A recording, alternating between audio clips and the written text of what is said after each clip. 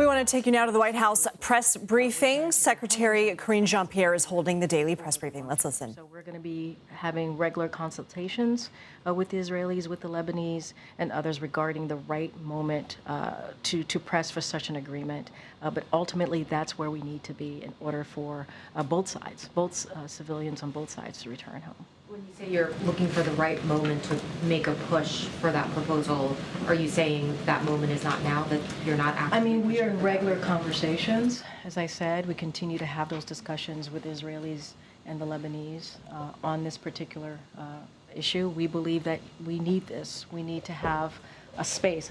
You heard me speak about this, to have some space, some diplomatic dialogue in order to get there. And so, you know, that's what you would need, is a ceasefire in order to get there. We're going to have those conversations, and we're certainly, when the right moment to press for such an agreement, we will do so. But the conversation, those discussions continue. Okay, but it would be correct to say that the White House is not currently actively pushing on that proposal. What I can tell you is we continue those consultations with the Israelis and the Lebanese. That's what I can share. Go ahead.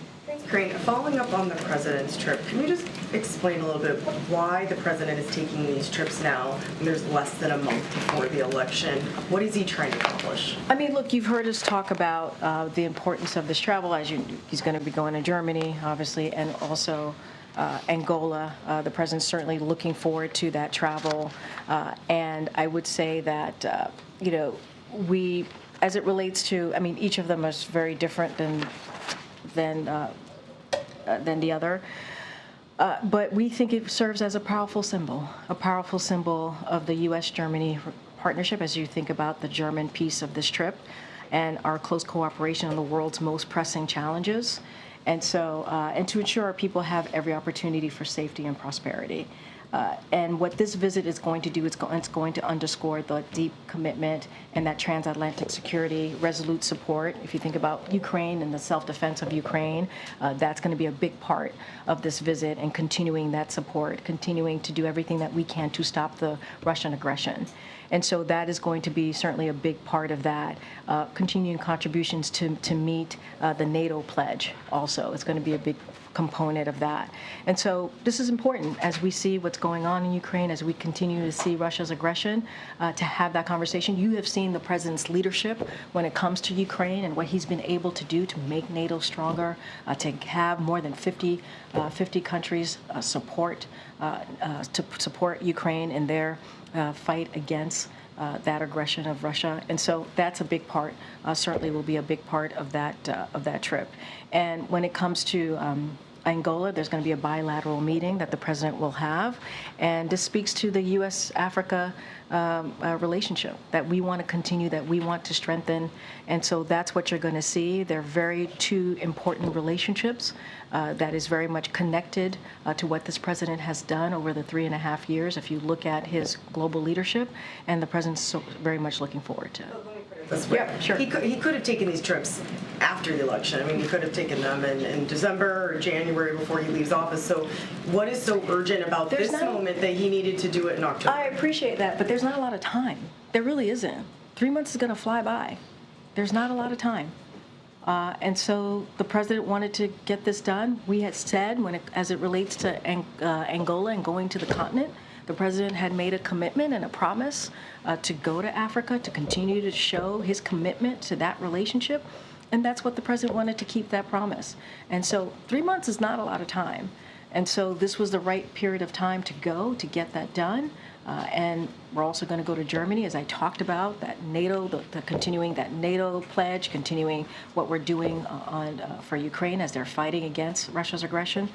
All of these things are really important to our relationships with those partners, but also to what we're trying to do on behalf of this country, on behalf of Americans.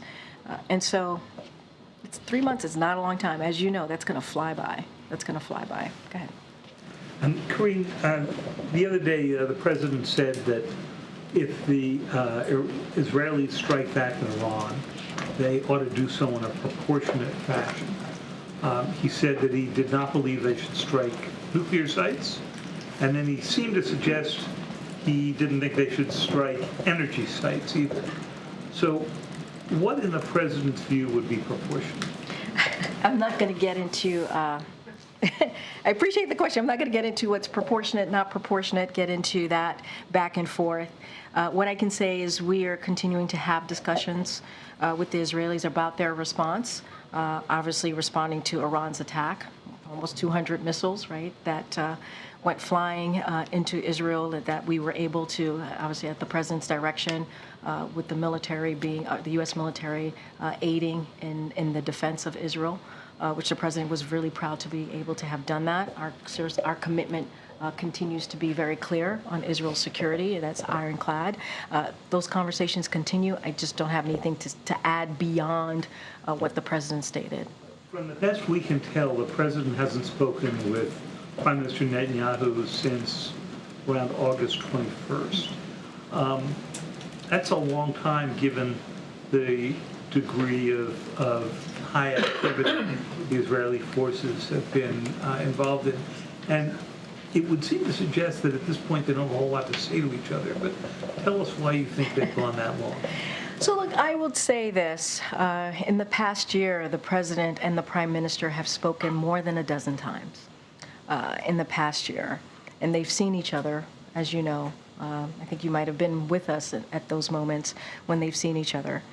And we have said, the National Security Advisor has said this, the president said this himself, during, especially as you said, during these past week or so, in these high-stake moments, if you will, the president's team has been in touch regularly, practically daily, with the Israelis government. And so we've been in close communication and close contact, and that continues. That has been the case for the past year. And so that's certainly going to continue. And look, the president is going to speak to the prime minister. He has said that. And once we have a call to speak to, we will certainly do that. Okay, John.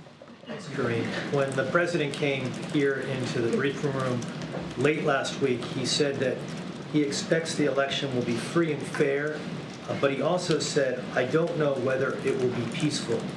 What can the administration do? What is the administration doing proactively to prevent that possibility of the election not being peaceful in any way, either leading up to November the 5th or in the afternoon? We've been listening to White House Press Secretary Karine Jean-Pierre speak with reporters. A lot of questions regarding the president's upcoming trip to Germany and Angola from October 10th to the 15th, asking about the timing. Questions about continuing support for allies overseas in Ukraine. Karine Jean-Pierre says the U.S. is having ongoing discussions with Israel as well regarding its response to Iran's missile attack last week. We're going to continue to monitor this from our control room.